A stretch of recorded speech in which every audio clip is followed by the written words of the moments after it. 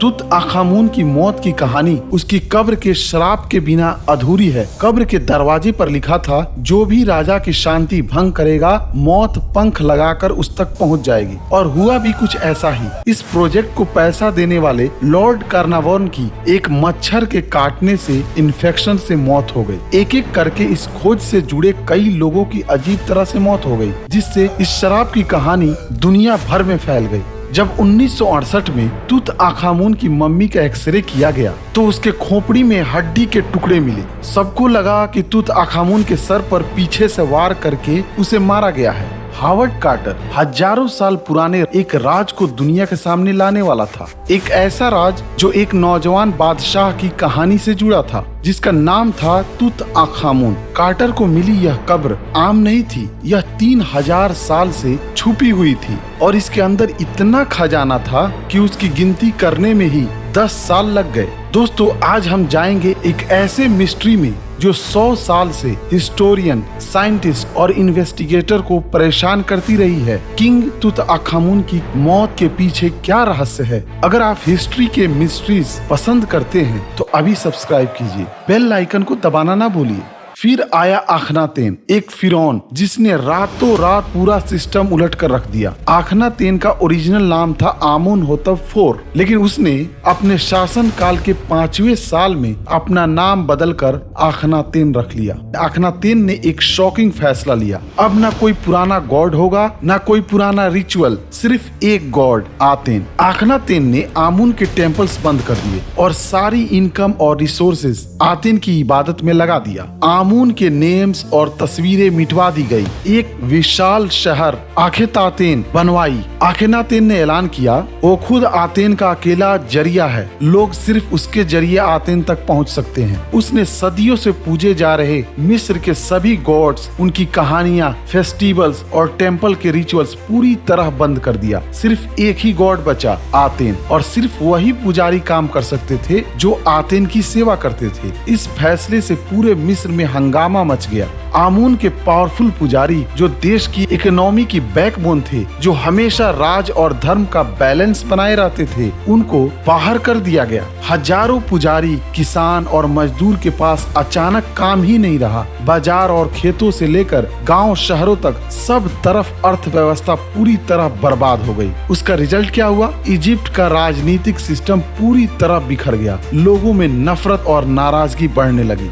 उस वक्त मिस्र में धर्म सिर्फ विश्वास नहीं, पूरा लाइफ स्टाइल था। हजारों गॉड्स थे जो हर चीज को कंट्रोल करते थे। यह सिस्टम इतना कॉम्प्लेक्स था कि एक ही काम के लिए एक से ज्यादा गॉड्स थे। हर शहर का अपना मेन गॉड होता था। 15,000 से ज्यादा गॉड्स थे जो डिफरेंट रोल्स प्ले करते थे। बेहद ज्यादा जमीन, हजारों मजदूर, एग्रीकल्चर, ट्रेड, सब कुछ टेम्पल सिस्टम के जरिए चलता था। पुजारियों के पास बेपनाह पॉलिटिकल पकड़ था, खासकर आमून के पुजारी जो थीब्स में रहते थे। मिस्र की पूरी पावर और पीस एक ही चीज पर टिकी थी, मात यानी हार्मोनी और बैलेंस। लोग अपने गॉड्स को पूजते, फेस्टिवल मनाते, टेम्पल्स में रिचुअल्स होते और इसी से सोसाइटी स्मूथली चलती थी। लगभग 1341 BC में एक शहजादी की पैदाइश हुई। उसका नाम रखा गया तुत आखातेन। वो एक ऐसे महल में बड़ा हो रहा था जहाँ उसके पिता के खिलाफ नफरत की आग सुलग रही थी। जब तुत आखातेन सिर्फ 9 साल का था,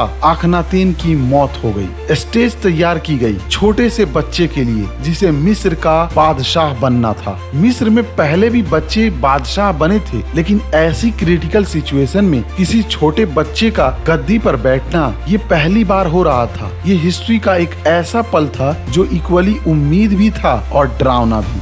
जो असली ताकतें थ्रोन के पीछे खेली जा रही थी वो थे ऐ और होरमहब। ऐ रॉयल कोर्ट का सबसे एक्सपीरियंस और पॉलिटिकली कनेक्टेड इंसान था। एक ऐसा इंसान जो खुद को गॉड्स फादर कहलवाता था, एक टाइटल जो उसका रॉयल फैमिली के साथ खास रिश्ता दिखाता था। उसकी वाइफ तय नेफरतिति की दाई थी। उसका रोल एक फादरली एडवाइजर आखनातेन के टाइम से। दूसरी तरफ था होरमहब, मिस्र का मिलिट्री कमांडर इन चीफ। आय के अपोजिट बैकग्राउंड से आया था, एक लोअर क्लास जिसके पास ना रॉयल खून था ना कोर्टली स्टेटस, लेकिन अपनी तलवार, डिसिप्लिन और इंटेलिजेंस से पूरा आर्मी कंट्रोल करता था। उसने ही देश की हुकूमत, टैक्सेस और एडमिनिस्ट्रेशन संभाला था। इन सलाहकारों ने समझ लिया कि अगर मिस्र को बचाना है तो आखनातेन की गलतियों को सुधारना होगा। इसलिए उन्होंने सबसे पहले पुराने गॉड्स और बाकी सभी देवी देवताओं के पूजा को फिर से शुरू किया। टूटे हुए टेम्पल्स की मरम्मत की। राजधानी अमरना को छोड़कर वापस पुरानी कैपिटल मेम्फिस में शिफ्ट की गई।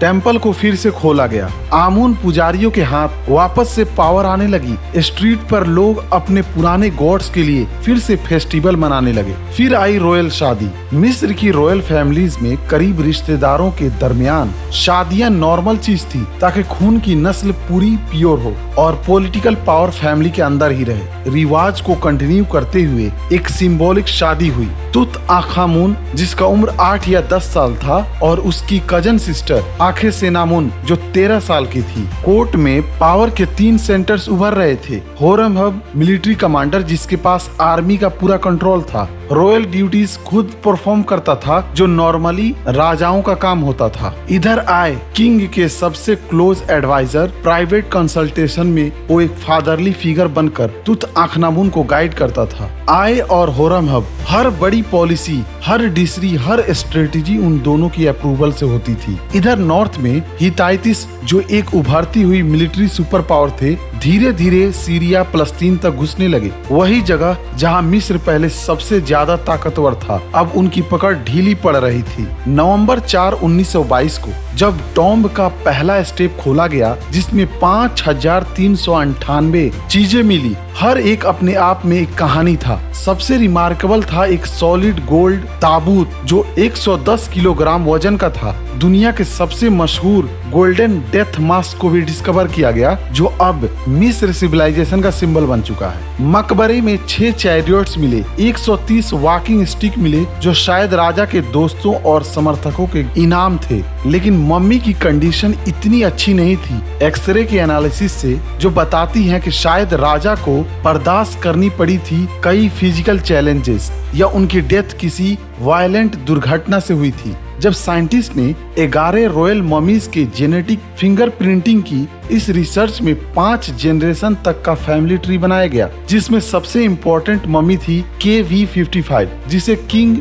तुत आखामून के फादर समझा जाता है, और यंगर लेडी जिसे उसकी माँ माना गया। सबसे शॉकिंग बात यह थी KV55 मम्मी और younger lady real life brother sister थे। उस वक्त के रॉयल फैमिलीज में प्योर ब्लड लाइन मेंटेन करना बहुत जरूरी था। रॉयल ब्लड को डिवाइन और परफेक्ट बनाने के लिए फैमिली मेंबर्स के बीच शादियां होती थी, लेकिन इसका हेल्थ पर बहुत बड़ा असर पड़ा। जब 1968 में तुत आखामून की मम्मी का एक्सरे किया गया तो उसके खोपड़ी में हड्डी के टुकड़े मिले। सबको लगा कि तुत आखामून के सर पर पीछे से वार करके उसे मारा गया है। शक की सुई सीधे तुत आखामून के सबसे विश्वास पात्र सलाहकार और उसके बाद राजा बनने वाले आय पर गई। आखिर सबसे ज्यादा फायदा उसी को हुआ था। इस थ्योरी को और हवा तब मिली जब तुत आखामून की वाइफ आखेसेनामुन के लिखे लेटर सामने आए। उसने अचानक एक दुश्मन देश हिताइटिस के राजा को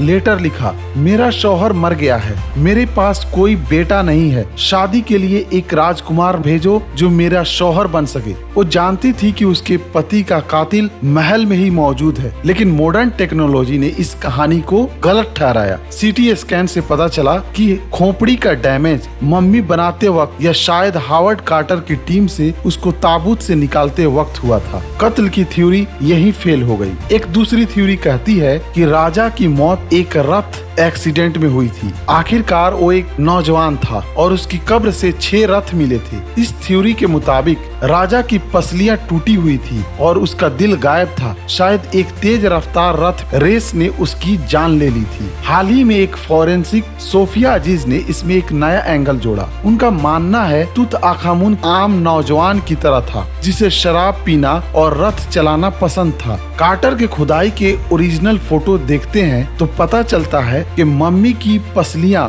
उस वक्त सलामत थी। वो बाद में चोरी या डैमेज हुई, इसलिए एक बड़े रथ क्रैश की थ्योरी भी कमजोर पड़ जाती है। आज की साइंटिस्ट जिस थ्योरी को सबसे ज्यादा मानते हैं वो उतनी ड्रामेटिक नहीं पर उतनी ही दर्दनाक है। राजा की मम्मी के एनालिसिस से पता चलता है कि उसके बाएं पैर में एक कंपाउंड फ्रैक्चर था, यानी हड्डी टूटकर स्किन के बाहर आ गई थी। इस फ्रैक्चर में आगे इन्फेक्शन हो गया था। उस जमाने में एंटीबायोटिक्स नहीं थे और ऐसी चोट जानलेवा होती थी। डीएनए टेस्ट ने एक और बड़ा खुलासा किया। तुतअखामुन को बार बार मलेरिया का इन्फेक्शन होता था। सोचिए एक नौजवान राजा जो पहले से ही मलेरिया से कमजोर है, जिसके पैर में बहुत बड़ा जख्म है, उसकी टांग पूरी तरह से टूट जाए, एक कमजोर शरीर, एक भयानक जख्म और मलेरिया का अटैक, शायद इन तीनों ने मिलकर उसकी जान ली थी।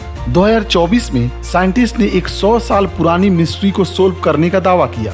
फिरौन के श्राप। हर साल नए डिस्कवरीज होती रहती हैं जो मिस्ट्रीज को और कॉम्प्लेक्स बनाती हैं। उनके रिसर्च में पता चला राजा के मकबरे में हाई रेडिएशन लेवल थे। मकबरे के अंदर यूरेनियम और रेडियो एक्टिव वेस्ट मौजूद था। 3000 से ज्यादा सालों तक रेडियो एक्टिव वहाँ के एटमॉस्फेयर को कॉन्टामिनेट कर रहा था। मकबरे की डिस्कवरी के बाद लॉर्ड कार्नावान और हावर्ड कार्टर के टीम मेंबर्स की मिस्टीरियस डेथ को फिरौन का श्राप माना जाता था। लॉर्ड कार्नावान की डेथ ब्लड पॉइजनिंग और निमोनिया से हुई थी, जबकि हावर्ड कार्टर को एक टाइप का रेडिएशन कैंसर हुआ था। मकबरे में इंटर करने वाले 26 लोगों में से 6 की मौत 10 साल के अंदर हो गई और जिन्हें एक्सपोजर हुआ था उनमें कैंसर रेट बहुत ज्यादा थी। रिसेंट स्टडी ने कंफर्म किया है कि मकबरे में रेडिएशन लेवल सेफ स्टैंडर्ड से 10 गुना ज्यादा था। रेडन गैस भी मल्टीपल मकबरे में डिटेक्ट किया गया और अब एंशिएंट मिस्रियन मकबरे वॉल्स पर लिखी वार्निंग्स का मतलब समझ में आता है। उसका रेफरेंस इस रेडिएशन के बारे में ही था। मॉडर्न मिस्र में भी हाई कैंसर रेट बहुत ज्यादा है, जो इस थ्योरी को और सपोर्ट करते हैं। शायद